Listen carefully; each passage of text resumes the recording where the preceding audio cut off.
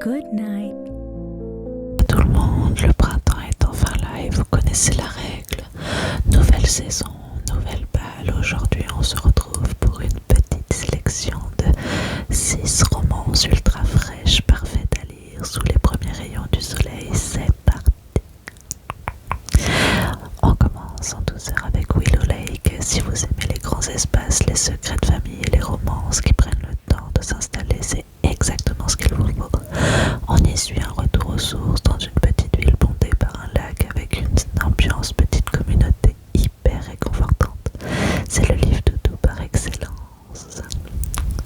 On passe à du très lourd avec Un printemps pour te succomber de Morgane Moncombe. C'est le 3e tome de sa saga sur les saisons et honnêtement l'attente en valait la peine.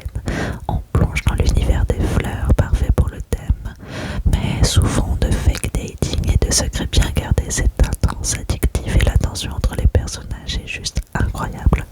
Préparez-vous à le dévorer d'une traite. Changement d'ambiance total avec In My Pistachioella. Rien que la couverture donne envie de booker un vol pour l'Italie. C'est une romance estivale avant l'heure, ultra pétillante avec une héroïne attachante qui décide de réinventer sa vie. C'est drôle, c'est léger, ça sent bon les vacances, les balades en scooter et la glace à la pistache. Un vrai shoot de bonne humeur.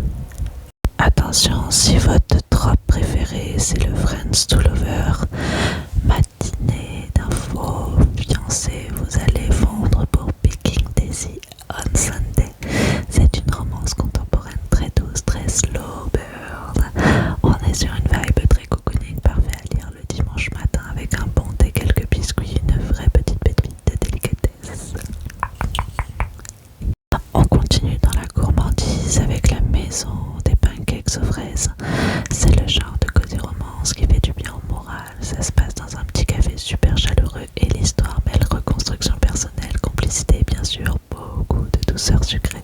C'est ultra frais, hyper fluide et ça donne faim. Je vous aurais prévenu.